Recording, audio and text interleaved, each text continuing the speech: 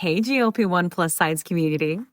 Before we jump into the podcast, please take the time to leave us a 5-star review on whatever audio platform you're listening to the podcast on. Share your story and how the podcast has helped you. This will help us get referred up in the audio platform so that we can reach more people that need our help, our support, and guidance from our doctors. Help us get loud and change things. Are you interested in understanding GLP-1 medications like Ozempic, wegovy, or Mounjaro? Then join us on the Plus SideZ Cracking the Obesity Code, the groundbreaking podcast helping people change their lives one episode at a time. The Plus SideZ Podcast is a disruptor. We're breaking down barriers, smashing stereotypes, and sharing inspiring stories that'll leave you feeling informed and empowered. Join us every week to learn from doctors who are specialists around GLP-1 medications like Ozempic, wegovy, or Mounjaro. They'll provide you with science and facts to validate these incredible stories. But that's not all. We'll also bring you the voices of the GLP-1 Mounjaro TikTok community, real people who face the challenges of obesity-related diseases and disorders and discovered the incredible plus sides of GLP-1 medications. Our episodes are filled with heartwarming stories, laughter, and moments of triumph. You'll connect with our amazing community members who are reclaiming their health and experiencing their fullest lives. Are you ready to embark on a journey of discovery and empowerment? Tune in to the Plus SideZ Cracking the Obesity Code, and together we'll change the narrative around obesity and end the stigma. Subscribe now on YouTube or your favorite podcast platform and join our incredible community. Let's celebrate the plus sides of life together, because every story deserves to be heard. Every life deserves to shine, and everyone deserves access to expert knowledge and medication. The Plus SideZ Podcast. You're not alone. It's not your fault. Hey everyone, before we dive in, I really want to share something personal with you. About, I want to say like 8 to 10 months ago, after losing 100 pounds on GLP-1s and keeping it off for a long time, I started regaining out of nowhere, and I was terrified. But I also started having hot flashes and bouts of crying and snacky cravings and waking up at 3 a.m. unable to go back to sleep. It turns out I was in perimenopause. So I started hormone replacement therapy, which is also called HRT, through a telehealth called Winona that specializes in this. And it changed everything. And now I'm sleeping better and my hot flashes are all but gone, thank God. And I feel like myself again. And it turns out that you can actually start perimenopause as early as 35. And well, I'm 46 and she's here. HRT has really come a long way and there's just no need to suffer anymore. So if you're like this and you're in the same boat, you can check out buywinona.com and you can use the link in our link tree to save some money. Want the fastest working GLP-1? For half the price, Ro now offers FDA-approved weight loss injections cheaper. With results you can see faster. Lose 15% of your weight with the formula from Eli Lilly that hits not one, but 2 hormones to curb hunger and nausea. Weight loss faster. Confidence higher. Price cheaper. See if you qualify at ro.co/TV. If you did have diabetes and your doctor prescribed you Ozempic, then you're just paying €1.50 for it a month. And that's covered by the HSE, which is the Health Service Executive, and people with diabetes would have a long-term illness book. So whatever medications that they need for their diabetes, they would pretty much get for free, no matter what your income was or anything. So that's really good. And then I went and started getting my Ozempic from the north of Ireland, from a chemist up there, and it was posted down to me.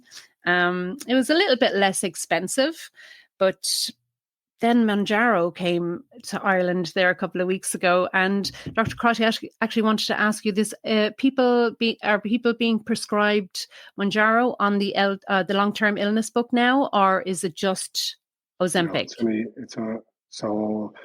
It's private prescription only. Mounjaro is only private prescription. It's not available under long-term illness. Right. Okay. Yeah. So in Ireland for Mounjaro, for the smallest dose, which is the 2.5 milligram, the feedback I've been getting is anywhere between €300 and €420 was the most feedback that I got. And In the north, you can get it for £150 sterling, which is, I think, maybe 170 euros or something like that. So, yeah,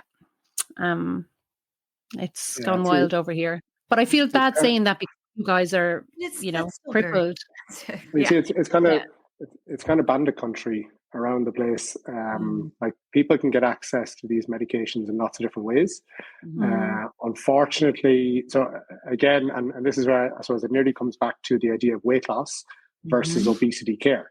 And weight loss is short-term goal-directed dieting to be thin.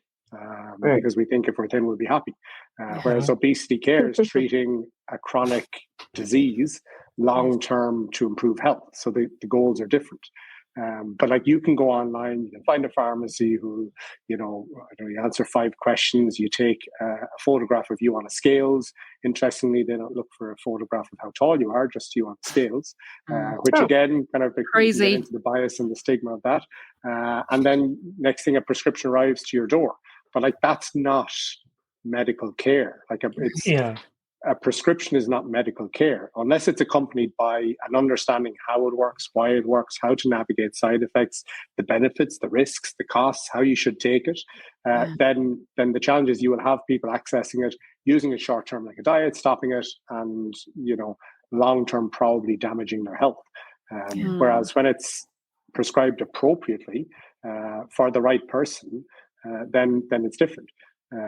Here we have a kind of a 2-tiered system here. We have publicly funded healthcare, almost like kind of Medicare or something like that, for those whose income is below a certain level, where your medications, your doctor's visits, your hospital care is free of charge if your income is below a certain point.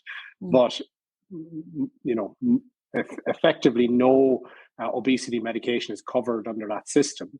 So those people who get everything else, covered because their income is lower, would have to still pay for Ozempic or whatever medication. And there isn't any insurance they can claim it back. There isn't any co-pays. There isn't any vouchers or systems or kind of short-term kind of things like we might have in the States or in Canada. And then you have people who are kind of private payers who might have health insurance, which covers hospital and general practice. But again, they don't cover the medication. And those people, again, are paying out of pocket. So pretty much everybody is paying out of pocket for these medications. And let's say something like Ozempic, which is licensed for diabetes, is cheaper because it's a diabetes medication. So you shouldn't have to pay as much for diabetes medication because that's a real medical problem. Whereas, I don't know who I heard talking about in Canada for like medication, for obesity, has an extra bit thrown on top because, well, she'll pay for it because, you're desperate. For, that bias and stigma. So, I break that up here, so we have like Wegovy and Ozempic here. Ozempic's like $900. Wegovy's $1,400 a month, US. It's and even the zepbound versus Mounjaro and zepbound and Mounjaro, they're pretty close. Pretty close in price. Here, I don't think they could have gotten away with that because we were all watching. They got away with it before. Yeah, I think they did a bit. I think they did a bit in Canada, I believe, but maybe kind of not as much. But so essentially, and we saw in the UK recently there was a decision made for tirzepatide that they would limit the availability of it on the public system because essentially at the prices of these medications they couldn't afford to pay for them for all the people, and it's not cost efficient at the current prices of the medication for the government to pay for them unless you have very significant medical complications. And it's actually hard to show cost effectiveness for these medications. But again, perhaps some of the pharma companies don't really care because they'll have people queuing up to pay for them. Anyway, But all of these things contribute to these medications maybe being used shorter term, being used inappropriately. And, obviously I'm biased. I run a kind of multidisciplinary clinic and people come to us for kind of rounded care, but like you will have people saying well, one of the biggest factors is price, and they'll go to where they can get the medication cheapest from the cheapest provider. That might be a doctor who doesn't particularly have an interest but will do a prescription. It might be a prescribing pharmacist, maybe somebody who doesn't have the same understanding of things, doesn't kind of go through the same assessment, doesn't know how to frame response and treatment and stabilization or plateau, again, to understand these kind of concepts. But people feel, well, that's getting it the cheapest, and maybe they have to do that because of their circumstances. But is it the best thing for their health? You could debate. Yeah. And the worrying part is the people that really, really, really don't need it, like people just being able to go online and to get it and have a 3-minute consultation, like some 17 or 18-year-old girl that has an eating disorder, or a boy that has an eating disorder, or somebody that really doesn't need it at all. It's too easy. It's really. And what do you think of that, Dr. Crotty? Yeah, I think it's a double-edged sword. It is easy get it in certain ways, and yet then somebody who might be going to talk to their GP for various different reasons kind of finds it hard to access it. So, people are hitting a brick wall on one side, they might be getting it easily on another side if they pay more, or if they kind of, go a different route. But the challenge from my perspective is unless it is accompanied by, like, you give smart people enough information, they'll make an educated, informed decision. But people need the information to make a decision.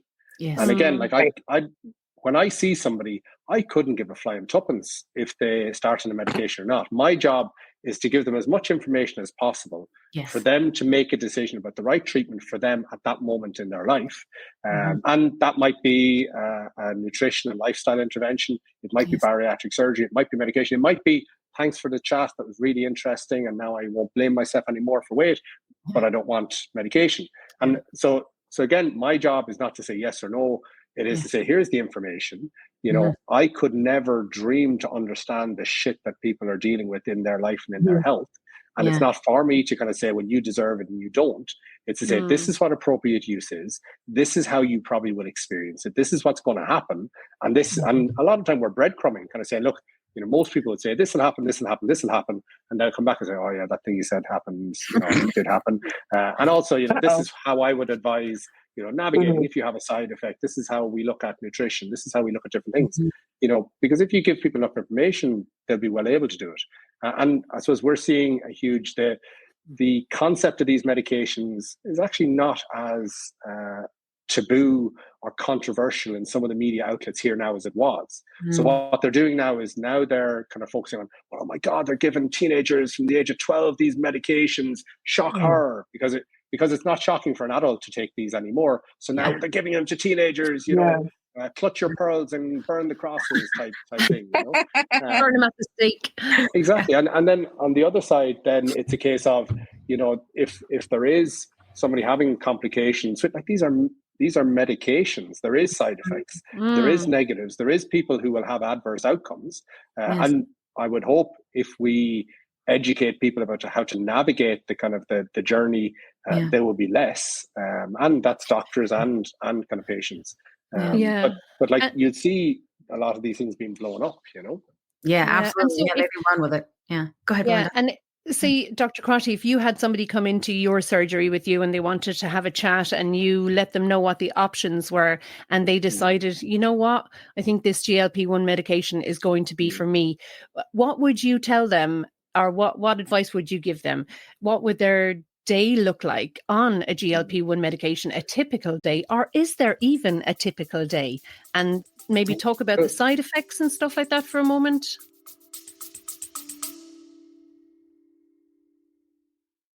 Quick pause here. I've had moments on my GLP-1 journey where insurance changes or rising costs force me to look for a new provider. And honestly, that process can feel very overwhelming. But that's why the Plus SideZ Podcast is partnered with GLP Winner to give our subscribers a resource to help them make that decision easier. GLP Winner is a comparison platform that lets you explore telehealth providers in all 50 states, whether you're looking for brand name medications or compounded options. You can see pricing up front, read reviews, and get a clear picture of which provider might align best with your needs.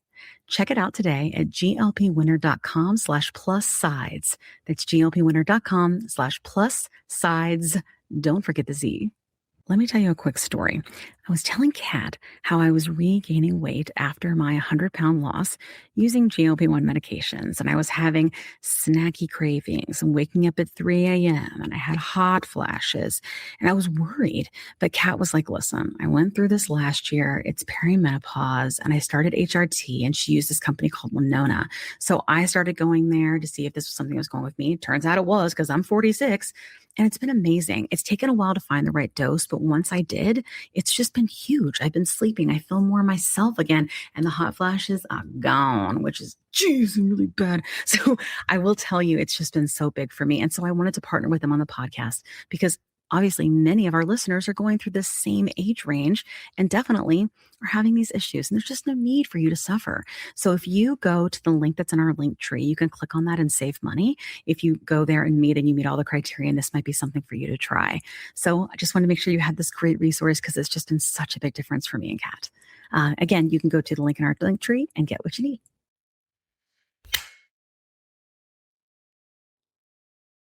"20 seconds a week to lose 20% of your weight in a year with diet and exercise. That's the power of GLP-1s through Ro. Ro helps find the medication that's right for you, based on cost, availability, and your weight loss goals. Losing weight with GLP-1s is possible through Ro. Yeah, so again, it depends on the person. There's no point me saying, hi, Belinda, this is what you have to do, because that mightn't fit your life. It mightn't fit, if I tell you to eat avocados and prawns and you're allergic to prawns and you can't abide avocados, it's not really going to work for you. Giving people meal plans and stuff like that, like for me, that's not how I approach things. So again, part of the assessment is, where is your health at? How does, and my biggest question, and I probably apologize, I probably said all these things the last time I was on, but my biggest question lots of new people. That's a while ago. We get a lot of new people. The biggest question is, do you feel that excess weight has an impact on your life and on your health? Yeah. And if so, how? And let's say somebody kind of names you and say, well, some people I meet, it might affect them medically, metabolically. Other people, it's their mechanical health. Other people, it's their psychosocial health. Some people, it's future health. Are any of those affected for you? Because then we have identified what is the goal of treatment. If somebody has hypertension, prediabetes, and arthritis, I'm not treating a number on the scales. I'm treating that person. So that's what we're treating. We're treating them to improve their hypertension, their prediabetes, and their osteoarthritis, to improve their health and quality of life. And it's not about a percentage of weight loss. It's not about getting to a certain target or goal weight, because that's rubbish, because we can't do that, because we don't know how an individual is going to respond. So anyway, so that's how kind of I would target treatment is, we're treating you because of this, and that's what we're aiming to improve. And then, if we go through different options, and then really for me, most people I meet are very clued in on nutrition. Most people I meet know about moving their body and sleep and stress. Right. And the challenge is either because of the biology and their environment, it's difficult to engage in those things, or maybe I'm engaging in all those things a lot, and that's why I'm healthy in certain ways, but maybe that's not an effective intervention to manage my weight, because not everybody will respond weight-wise. So if we say, okay, well, you're doing all that good stuff, and we're going to keep going with that, because this is not one or the other. This is both. This is how we think about medications. And we'll start with a kind of a low dose of medications, and we'll kind of titrate. But for me, it's helping people understand common side effects I would talk about would be nausea, heartburn, and diarrhea or constipation. Most people, nausea and heartburn are going to be there towards the start. Starting with a low enough dose and slow titration are huge. If somebody's having side effects, I either have increased the dose too quickly for that person, or we haven't talked about the patterns of eating and food choices that might align. So it's a case of, if you go all day without eating, you're going to feel like shit.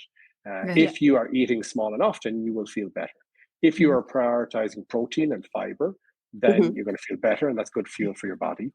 If you are taking high-fat foods, very processed foods, and that could be good fats, bad fats, you're going to get urgency, diarrhea, burping, kind of feel unwell.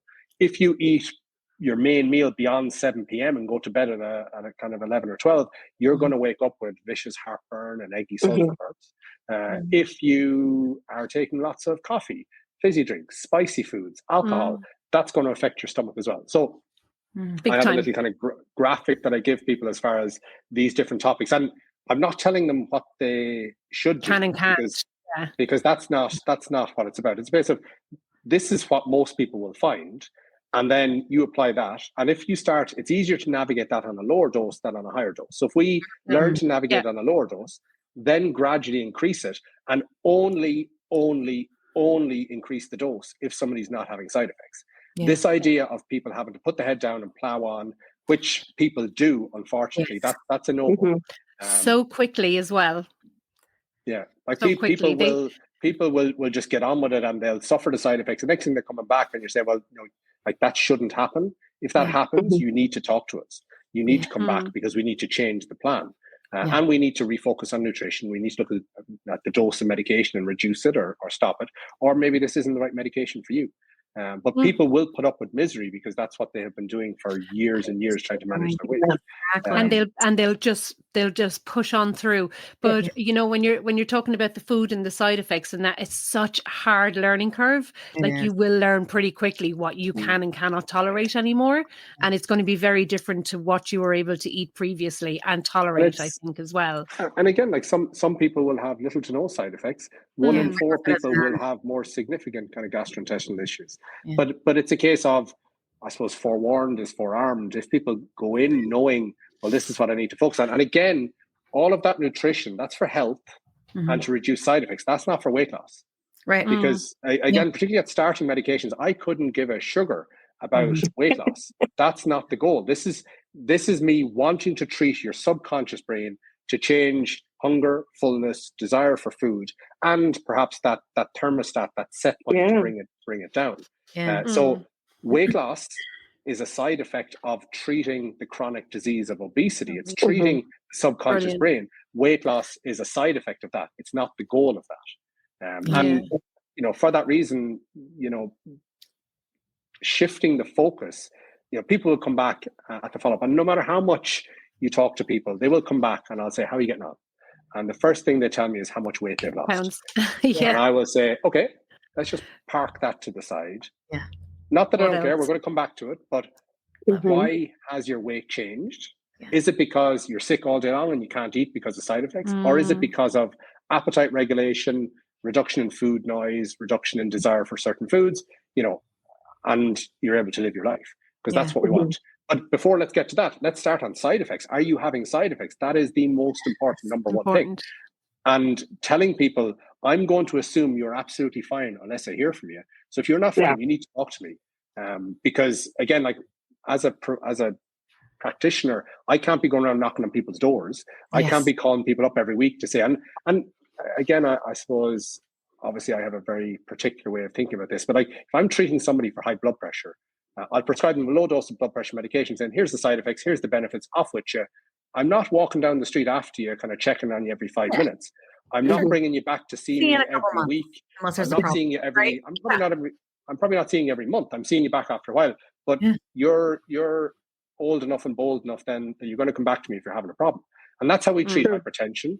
That's how we treat cholesterol. That's how we treat asthma.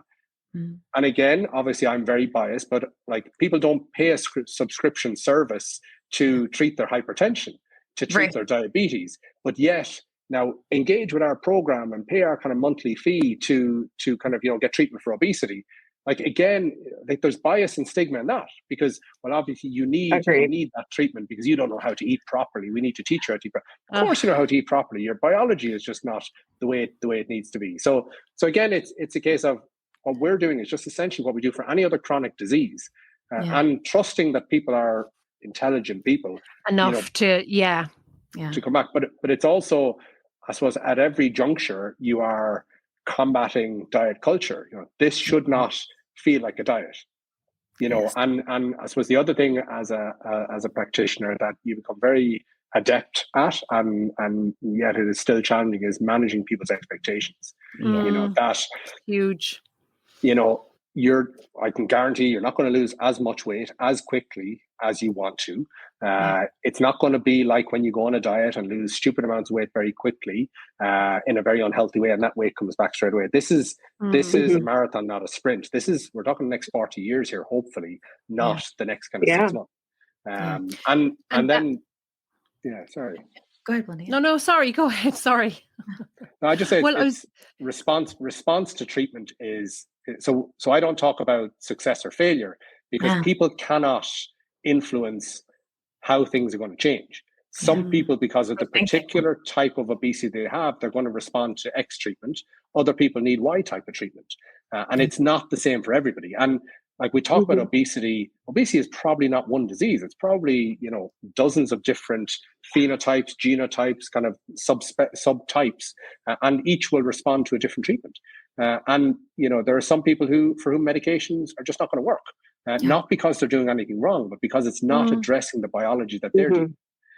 We will have, and I would see lots of husbands and wives and sisters and brothers and different things, and people don't always respond the same way, even if they share genetics. But like, you'll have people looking at their pals saying, that prick lost, 50 kilos in a week just giving up. I say that every day about Paddy.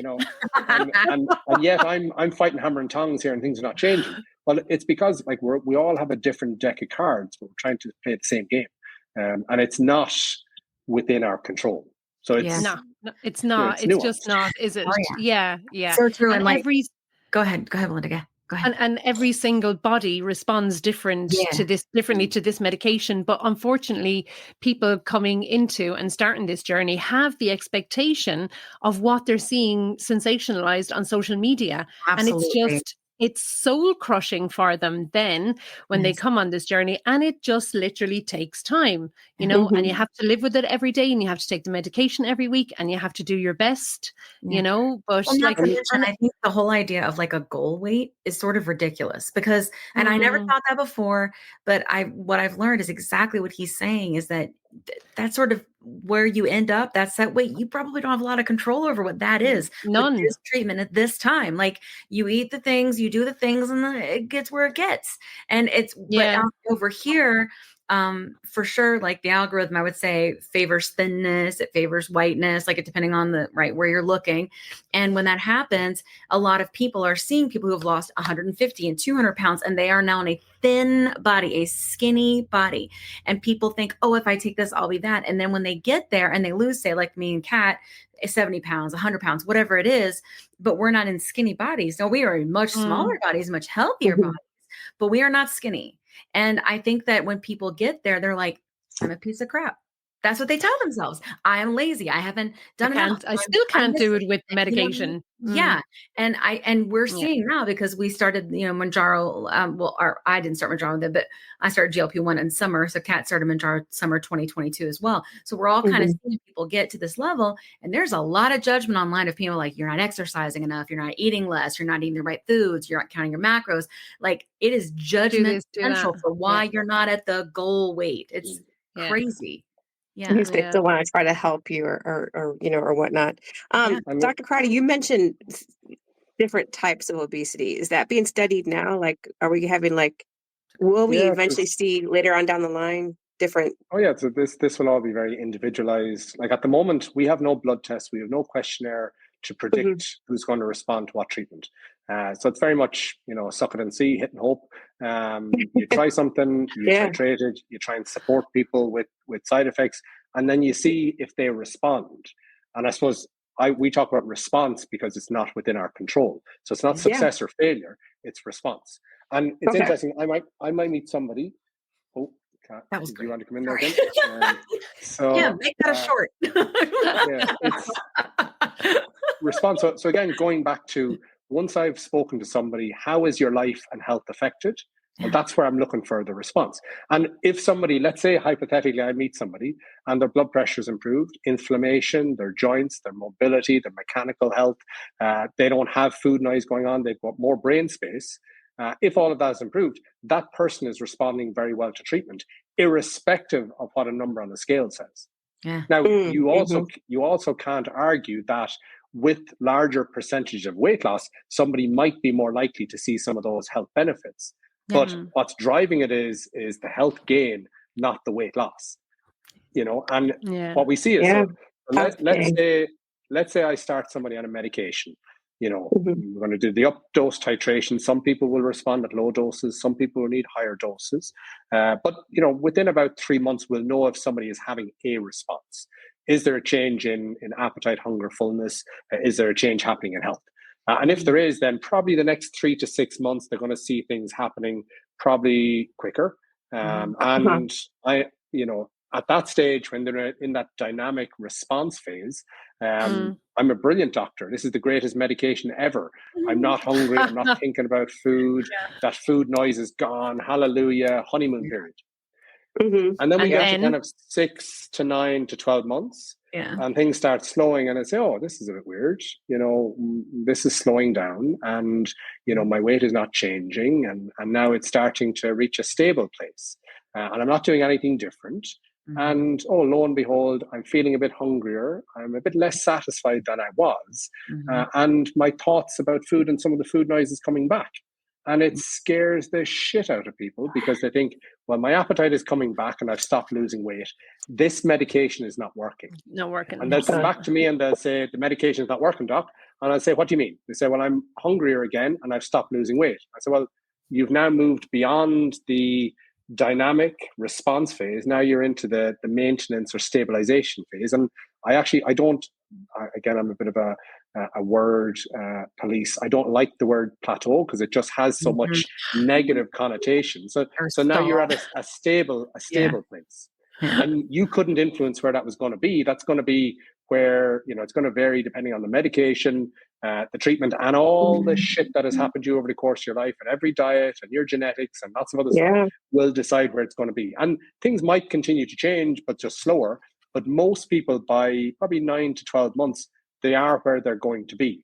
And to explain to people, it is utterly normal to feel appetite returning. Yeah. Because that's what happens when we're beyond the dynamic phase in the maintenance phase. But despite appetite coming back a degree, your weight does not go back up. It will maintain at this level. Because it scares people when appetite's going up because they think weight's going to go up, because that's natural. Because they think we're just treating their appetite. We're not treating their appetite, we're treating the set point to bring it down. So their set point is now lower with the medication. So what I talk to people is, we've put our foot on the thermostat and we pushed it down with the medication. Now my foot needs to stay on that thermostat, and that medication at that dose is going to keep you here. And it's probably not going to be where you want to be. It may not be where you need to be, but it's where you're going to be. And there is a degree of, I don't know, which of them is it? Get used to it. Well, it's close your eyes, like, the steering wheel, because that's where we're headed for. You can't influence it. Now, people can always continue to focus on nutrition, continue to focus on movement. They can improve their health further despite weight not changing. They can see changes in body composition, distribution of weight. They can see lots of changes. But it's a case of advising people before they've even started on this medication, your appetite is going to come back, and don't let it freak you out. And again, my colleague in our clinic, Professor Carl LaRue, again, he did a podcast recently, and this talking about this idea, and it is incredibly difficult to separate the concept of appetite and weight. And appetite and weight, they're related, but they're not the same thing. And again, health is a totally different thing. Again, it's another concept. But people get scared. They're all just equally important, aren't they? Yeah. So they'll come back and say, it's not working. I say, well, is your weight where it was at the start? Is your health where it was at? And say, no. It's okay. Well, it is working. It's just doing something different now than it was doing in the first 3 to 6 months. So the goalposts have moved, and that's what's freaking you out. But this is what will happen. And let's say you switch to a medication that is more effective for you, or a higher dose, then there will be a further dynamic phase. Great doctor again, brilliant medication, happy days. Oh shit, here's another stable phase. So in the same way as kind of, when weight is increasing, it's often in this incremental over time. On the way down, it's going to be the same with different medications and different treatments. And, for me, the ongoing benefit of a treatment is not just weight loss. It is maintaining. It's, shit happens in life. And my weight is not going up the way it did before. I take my eyes off the road. I can actually smell the roses and enjoy life, knowing that if I stay on the medication, I would be here. But nobody is ever where they want to be. And again, it's this idea that, so let's say somebody comes to see me and they are I don't know, let's say 400 pounds. And I say, you know, with this medication, you may lose 40 to 60 pounds. And they'll say, God, Jesus, I'd love that. Oh, God, Christ, that'd be brilliant. And they come back and they might be down 60 pounds and go, this is better and that's better and this is better. But, you know, I want to be lower. And that's what happens. And that's human nature. And but we need to acknowledge that, but also say, like, you can't make this stuff work more. You know, it's gotten from there to there because that's what this medication does for you at this dose. Yeah. And if and when a different treatment becomes available. So this idea of breaking the plateau, breaking the stall, like people can, so let's say I'm here and I'm stable on a medication. I can get my weight lower, but I'm going to steal from sustainability. I'm going to steal from health, and I'm going to steal from my ability to enjoy life. Yeah. Because I'll restrict, I will deprive, I will lean back towards those dieting things I've done in the past. And I probably will come back down. But when that becomes unsustainable, it's probably easier to do it on a medication, but when it becomes unsustainable, I'll just come back up to where I was in the medication before. Yeah, where you're supposed to be. Yeah. And and even supposed to be, I suppose. I love that. You know, it's where you're going to where your body wants to be. And I suppose that makes it sound like my body is plotting against me. It's not a conscious thing. Right? But you know, again, for me, it's a case of, I don't know, is anybody on, let's say, a statin, a cholesterol medication? Let's say you go into your doc and your cholesterol is 7, okay? And you go on a atorvastatin at a dose of 20 milligrams, and your cholesterol goes from 7 to 5. Your doc couldn't tell you how much it was going to come down for you. They'll recheck it and they'll see, well, shit, if it's 5 isn't low enough for you because you've got a family history, well, they'll put you onto 40 milligrams, 60 milligrams, 80 milligrams to get it down lower. And you know you can't influence that. You can continue to look at your diet and your nutrition and everything else. But ultimately, the medication is going to do what it's going to do biologically. You can't influence that. But like I have patients who delayed starting on a medication because they were so freaked out about the fact that it might not work for them. Yeah. So they kind of said, well, sure, I failed everything else there is. It's pretty common though. It's pretty common. It's really common. But it's to kind of understand, okay, well, with this medication, it's 50-50 whether people will get a significant response or not. Yeah. And it's not within your control. It's not predictable. With this other medication, it might be 80-20 whether somebody gets a response. With surgery, it might be 90-10. So all you can say to people is, look, these are the stats. But, I suppose there is a temptation to nearly apologize for the medications that they're not doing for people what people want them to do. But we can't, there isn't the right medication for everyone. We can't invent a new treatment. If I am gone from here to here and my health is improving, but I'm not where I want to be, okay, well, maybe I need to kind of ride that train until something. And that's and that's why a focus on numbers for many of us is never going to get us to where we want to be. But again, we're breaking the habits of a lifetime. Yeah. And I think we're all us three, we're all in the same boat, aren't we? We're that kind of, we're on that kind of level. I gained a little since hormone replacement therapy and menopause. Not much. I probably would have gained way more. It's been 10 pounds. Oh my God, yeah. And I know, and I will tell you, I actually think that, and I'm sure that you can explain the science behind this, but if I get really busy and I'm not focusing on my nutrition and mindful eating and stuff, I actually gain weight, and I'm gaining weight because I'm not eating. I know that sounds weird, but I forget to eat. I'll go all day, and then I'm like, oh man, I gotta get some food in me because my caveman's turned off, and I find that my body somehow, I don't know, I gain weight. It's utterly bizarre. Starts swelling. It's pretty cool. My caveman just hangs out with me all day. It's all good. Day. I got a buddy. The cat always talks about how she has a wall. She'll be eating with the caveman hungry, ready to do all the things, but then she hits this wall. I was more like her in the beginning, where I had a lot of aversion on wegovy specifically, and then when I switched to Mounjaro, I could eat more and lose more, and I lost a good bit more on Mounjaro, and then I've just kind of been hanging out for a year. And, so I'm in maintenance, but if you see other influencers that are in maintenance, right? A lot of them are in the skinny body. Skinny body. But I'm trying to tell people, I promise you, that is not reality. What most people that's what we just touched on. Yeah. all throughout. You also don't know how people have gotten to where they're getting to. Yeah. So again, I'm back to my original point. Somebody comes back to me and they tell me how much weight they've lost. Let's park that, because how has it happened? Like, you will see some people losing stupid amounts of weight very quickly because they are very, very sick. And again, it is perverse what people will put up with when they're losing weight. It is dangerous what people will put up with when they're losing weight.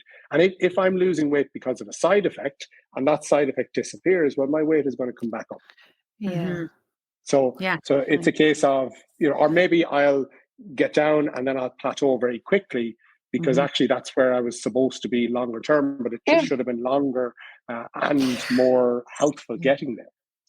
Everybody's different. Everyone looks different. And also as well, while you are on these medications, like, I've plateaued on a lower dose than I'm even on now. Just kind of leveled out, like maybe pound down here or pound down there or whatever. But even though my weight hasn't changed, my physique has changed so much to the point where I've had to go and buy new clothes again. But my weight hasn't really shifted, which I'm absolutely thrilled I have that about. too. I would love to understand. It's so weird. So skinny, and I'm like, I was the exact same weight last time I saw you, and I am usually a smaller size, but I'm the same. They're like, there's no way that's true. There's no way. I'm like, because we can't stop focusing on the scales, the inanimate object on the ground that's telling us, how we're supposed to feel. But Dr. Crotty, you've just made me completely redundant. Everything you've just said, I had questions about everything. So I feel like I've been fired. It's a case of, and the problem is that, people will see me for the first time, and you're trying to get all this information across to them, but it's just so much information. There is trying to take on board, and it's overwhelming. So it's a case of, in clinical, we come back to the same concepts over and over again, and I'm like a broken record. I just said the same stuff over and over again. People need to hear the same stuff over and over and over again.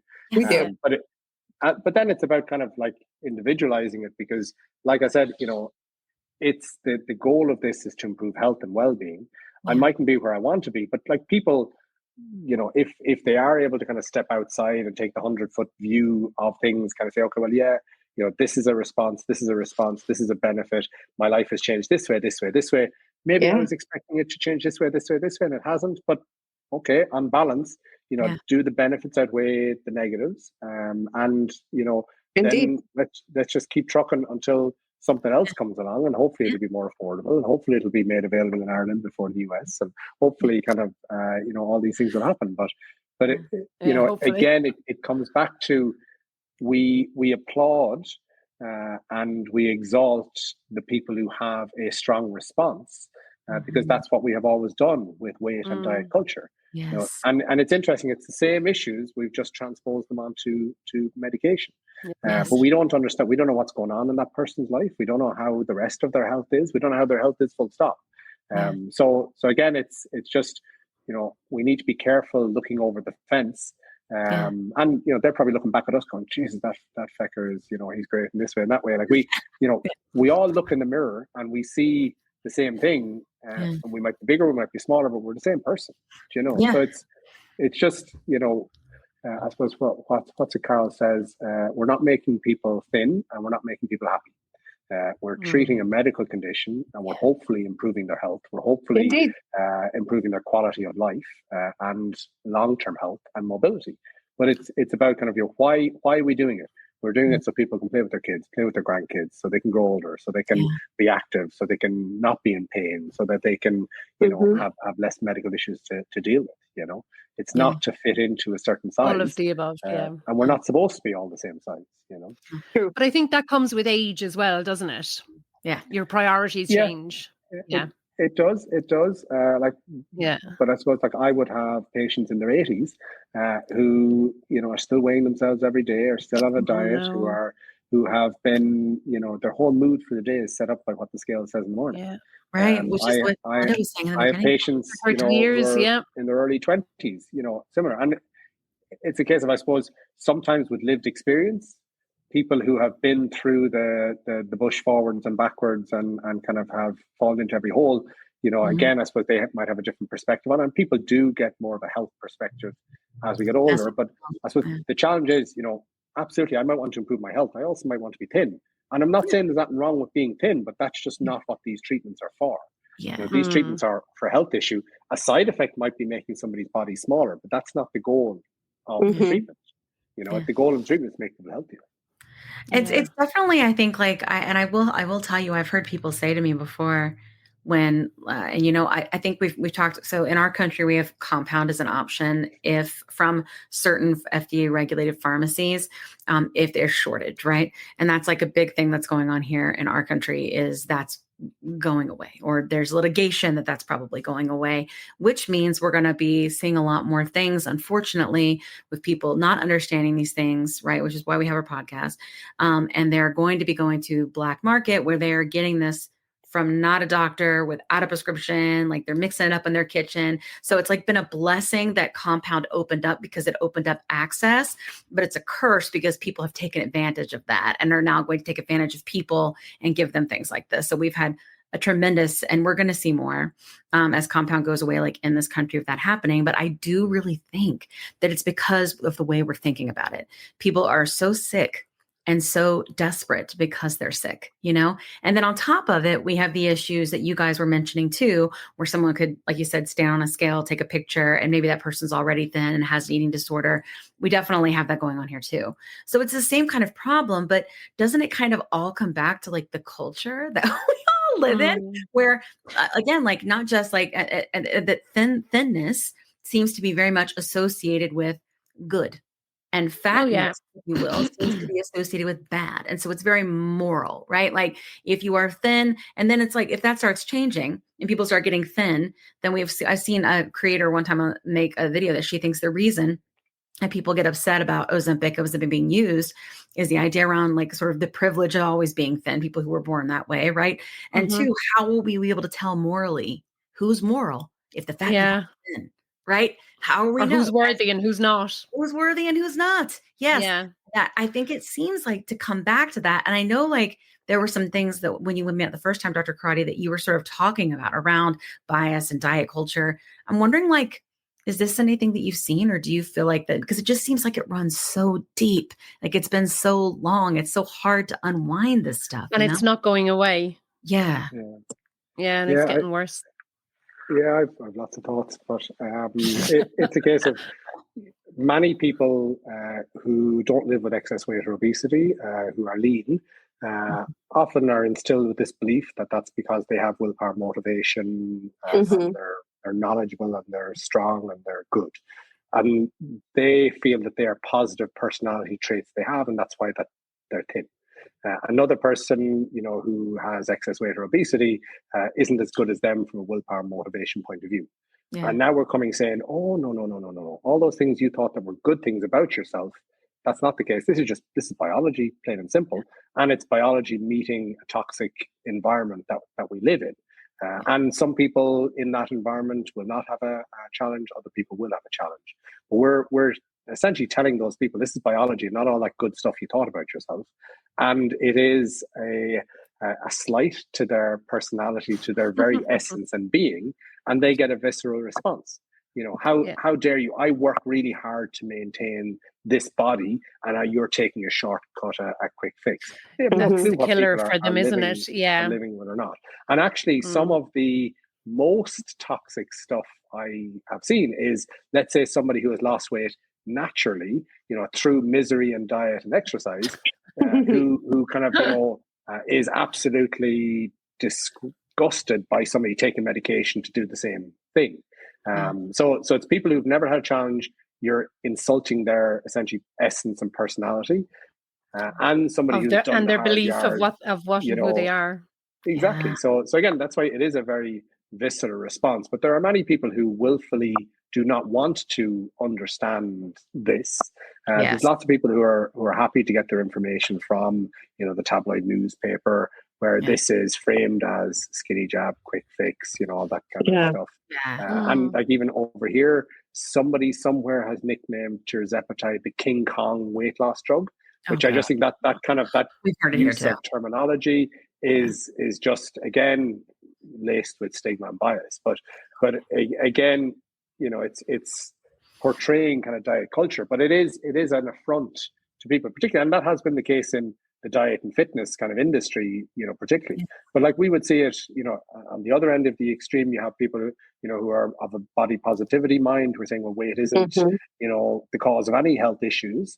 And, again, for me, I would say, well, I'm not treating, either of those people, but for the person sitting in front of me, this is how their health is affected. This is what we're treating. I don't care what size you are. I don't care, what your body mass index is. Are you living with excess adiposity? Number one. If so, is it having a negative impact on your health? Yes. Then you deserve treatment. Treatment is either life intervention, pharmacotherapy, surgical therapy. What are you having?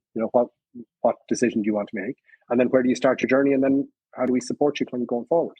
But it's still the same issues. But I think, we did a straw poll of some of our kind of online followers about kind of, who did they tell about these medications? Who knows you're on this medication? And I think the majority, 25% said only the doctor and pharmacist knew. That their partner, their closest family didn't know they were on this medication. I gave them a prescription. They went to the pharmacy. 50% of people said they would tell their partner, their closest friend, but not their wider group. So that's 75% of people now who are not really talking about this at all. I think 10% said they would tell their wider friend group, and another 15% said they'd scream it from the rooftops. So really, kind of when you break that down, 3/4 of people are not talking about this. Yeah, that's so much. That's a lot. And they're not talking about because at some level they feel that this is shameful, or they feel they shouldn't have to do it, or they don't want to do it, or they hear about the narrative that's out there and they don't want people making want comments. To be part of it. They don't. They don't want to be involved. That stuff. But it is very much still taboo. Yeah. I think that we all probably here can feel like I don't know, like just like what Belinda was saying, and I was saying too, I haven't been able to shut up about it. And I think it's because I all I could think was when it happened to me is I have to tell everybody. Because you know what I mean? And there weren't a lot of doctors that were talking about it, at least here in the States, right at the time. I just was like, I need you to know it's not your fault. I need you to know, So I just was like, I felt that's why we did this, and that's why we're doing this. But I appreciate it so much, you collaborating with us, so that we can provide this content in a place that's we'd be able to create a library of content now. And Belinda, for you collaborating on this as well, because now people can hear it from people who have gone to school for this and understand this in a way, and hopefully get to a place of health and self-acceptance, which I think is very important. We don't have to have the whole body positivity thing doesn't have to be independent, right, from treating your disease. They are two different things, just like treating your blood pressure, your cholesterol, or anything else. So I'm just so thankful for your time. I really appreciate the knowledge that you've shared with us. Could you tell us where people could find you so that I can link them, have them go to your socials? I'll put everything in the show notes. You can go to their website, learn about you, anything that they want to do. And same for you, Belinda, if you guys could both share. Dr. Crotty. Dr. Crotty, you go. Yeah. Oh yeah. My best weight is my clinic in Dublin. I can't think many people are going to commute over from the States to see us. I think my best weight on Instagram is our main. I'm actually number 9 in Ireland, so don't be shocked. Fair. Yeah. Are you? Wow. I know. For the podcast. Yeah, number 9 for podcast. Yeah, for a health podcast. Yeah. Isn't that brilliant? There's so many people listening to you then. That's great. I know. Yeah. It's crazy. And we're getting big in UK as well. They're coming and finding oh my God, I'm finding you on YouTube. I listen to your podcast. I'm like, that's brilliant. You're like those bands that are big in Japan. You're kind of you'll be mobbed when you go to the airports. Yeah. Awesome. So we'll put it in there because believe it or not, we have lots of people to listen. That's amazing. Awesome. That's amazing. Yeah. And yours too. Yeah. So let's make sure we tell them what you're finding. Yeah, so I am GLP-1 Insights on Instagram and GLP-1 Insights on TikTok as well. I don't go there very often. We get it. Totally get it. Yeah. It might be gone soon anyway. Who knows? Yeah. Awesome. Well, thank you so much, everybody. It's been a lovely conversation. Plus SideZ Thank family. you for having me. Yeah. Absolutely. And Plus SideZ Thank you. We'll come to you every week with more information. You are not alone. It is not your fault. Okay? And just know that you are worthy of care. So hasta la pasta. We will see you next week. Let me tell you a quick story. I was telling Kat how I was regaining weight after my 100-pound loss using GLP-1 medications. And I was having snacky cravings and waking up at 3 a.m. and I had hot flashes and I was worried. But Kat was like, listen, I went through this last year. It's perimenopause and I started HRT and she used this company called Winona. So I started going there to see if this was something that was going with me. Turns out it was because I'm 46. And it's been amazing. It's taken a while to find the right dose, but once I did, it's just been huge. I've been sleeping. I feel more myself again. And the hot flashes are gone, which is, geez, really bad. So I will tell you, it's just been so big for me. And so I wanted to partner with them on the podcast because obviously many of our listeners are going through this same age range and definitely are having these issues. And there's just no need for you to suffer. So if you go to the link that's in our link tree, you can click on that and save money. If you go there and you meet all the criteria, and this might be something for you to try. So I just want to make sure you had this great resource because it's just been such a big difference for me and Kat. Again, you can go to the link in our link tree and get what you need. Today's episode is brought to you by Ro, a telehealth platform that's changing the game of GLP-1 access. What sets Ro apart? Ro understands the challenges of navigating insurance hurdles and the skyrocketing prices of GLP-1 medications. That's why they specialize in getting insurance approvals for GLP-1s. And if insurance is a barrier, they go a step further by prescribing brand name zepbound vials for prices close to those of compound GLP-1s. With Ro, you're not just getting a prescription, you're getting a partner in your journey that's helping you access affordable treatment and guiding you every step of the way. Whether it's insurance approvals or cost-effective alternatives, Ro is here to make sure that you get the medication you need. Visit ro.co/plussides with a Z today to see how they can help you take control of your weight management journey with affordable, accessible care. That's ro.co/plussides with a Z, making healthcare work for you. Check out the link in our show notes for more details. Are you interested in understanding GLP-1 medications like Ozempic, Wegovy, or Mounjaro? Then join us on the Plus SideZ Cracking the Obesity Code, the groundbreaking podcast helping people change their lives one episode at a time. The Plus SideZ Podcast is a disruptor. We're breaking down barriers, smashing stereotypes, and sharing inspiring stories that'll leave you feeling informed and empowered. Join us every week to learn from doctors who are specialists around GLP-1 medications like Ozempic, Wegovy, or Mounjaro.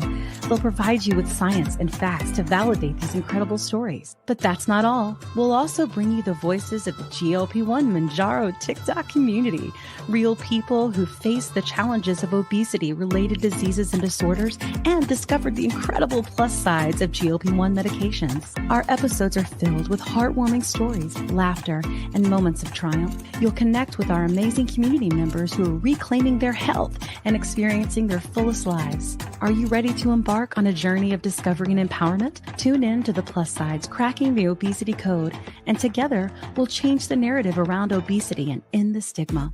Subscribe now on YouTube or your favorite podcast platform and join our incredible community. Let's celebrate the plus sides of life together because every story deserves to be heard. Every life deserves to shine, and everyone deserves access to expert knowledge and medication. The Plus SideZ Podcast. You're not alone. It's not your fault.